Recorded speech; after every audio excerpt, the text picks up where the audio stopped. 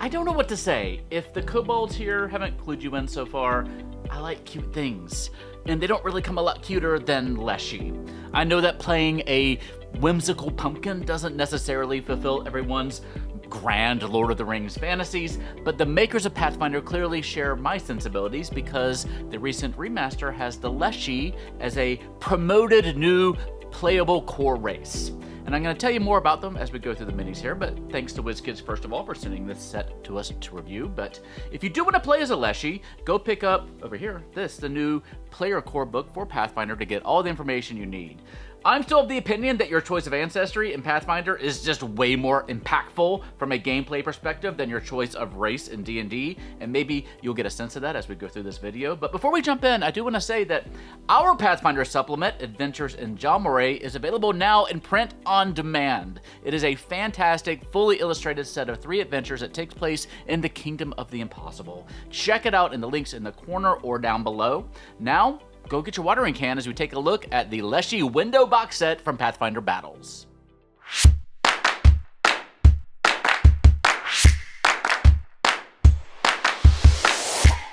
This video is brought to you by Hit Point Press. Are you ready to introduce a whole new style of dragon to your 5e campaigns? The Field Guide to Floral Dragons is a lushly illustrated hardcover book with 26 brand new floral dragons, plus pests, pollinators, and fungi, not to mention new magic items and poisons, all with rich lore, biology, habitats, stat blocks, and story hooks. From the tiny-sized, plain-hopping dandelion dragon, to the haughty and toxic larkspur dragon, to the kind-hearted avuncular apple tree dragon. You'll be able to get the book plus reference cards, minis, and more in the Kickstarter going on now. Use our links in the corner or in the doohickey down below. That is the Field Guide to Floral Dragons on Kickstarter now. Let's start off with the Flytrap Leshy. In Pathfinder, you have ancestries, like the Leshy here, and heritages, which are more or less sub-races. Most of these minis are based on existing heritages in player core, but the Flytrap isn't. Big picture, Leshies are immortal nature spirits granted temporary physical forms by druids and other masters of primal magic. Each heritage grants a different ability. Fungus Leshy here are at home in dark caverns and gain dark vision. They also lose the plant trait and gain the fungus trait. Now, traits are keywords that determine how they interact with spells and items and other gameplay mechanics. In general, Leshies have low light vision, speak common, fey, plus additional languages based on their intelligence, and they receive nourishment from photosynthesis and their roots rather than from food. Gourd Leshies have a big gourd for a head, and since they don't have brains like most other creatures do, they can use their head for extra, very secure storage. They can store up to 1 bulk of items inside, and if they store just 1 item inside, they can draw it effortlessly into their hands without expending an extra action, which is pretty great. Also, keep in mind that all ancestries have entire feat trees to fully customize your characters.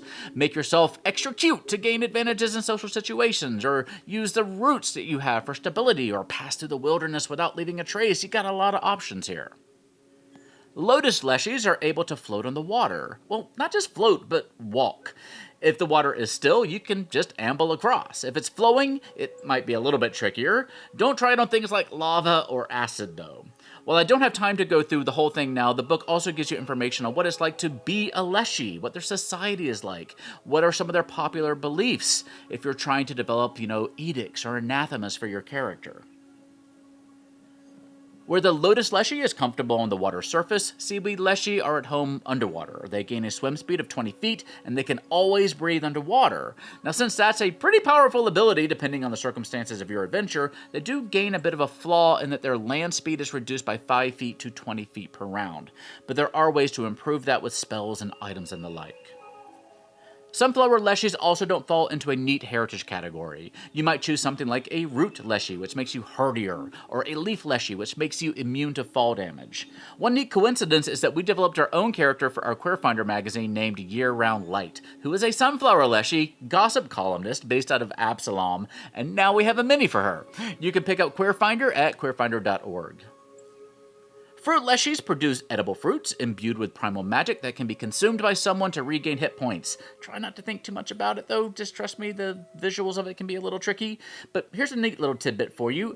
I am actually playing a Fruit Leshy in an upcoming project. Now you may be wondering how creatures that don't eat and derive sustenance from sunlight survive in subterranean environments where a lot of these adventures take place. They can survive for up to a week without sunlight, but they can also buy bottled sunlight to take with them. It just costs 10 times as much as standard rations. Finally, we have our prickly Cactus Leshy, who gain an unarmed attack that deals 1d6 piercing damage, and that has the finesse trait, which means that it uses your dex modifier for the attack. Leshies are, by default, small in size, as are all of these minis. Their ancestry feat trees give you a lot of options. You can also gain a projectile weapon for your seed pods. You can learn how to control your glide as you fall. You can speak with plants. You can learn powerful spells like Regenerate, Field of Life, and Tangling Creepers.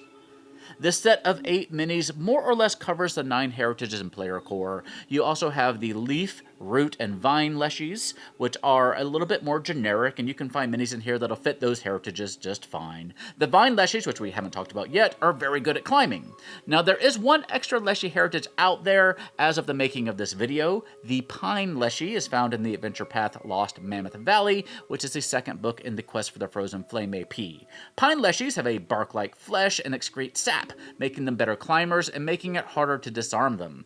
They also have 2 extra feats available for them, Defensive Needles and Towering Growth, the latter of which lets them cast the Enlarge spell on themselves twice a day, making them temporarily large in size. There are no Pine Leshy minis in this set, unfortunately, but the rest of the minis here are fantastic. The Leshy Window Box Set is expected around May 2024 for between $55 and $60. Let me know what you think about it in the comments section down below. We also got a set of PC-focused Pathfinder goblins called the Goblin Vanguard set about a year ago. I don't remember. You can check that review out in the corner up there right now. I wouldn't mind seeing a PC-focused Orc set to round out the new core playable races. Do you like these sets that focus on more traditionally minor ancestries that we don't have a ton of minis for? Let's discuss. In the meantime, remember to check out the Floral Dragon Kickstarter going on right now. If you like Leshies, you are really going to dig these nature-based dragons. And get your copy of Adventures in Jomari, available now digitally and in print on demand. All those links are down below me here. Follow us on social media at one of the sites over here. But for now, please stay safe, have fun, love each other, and I will see you next time at the Gallant Goblin.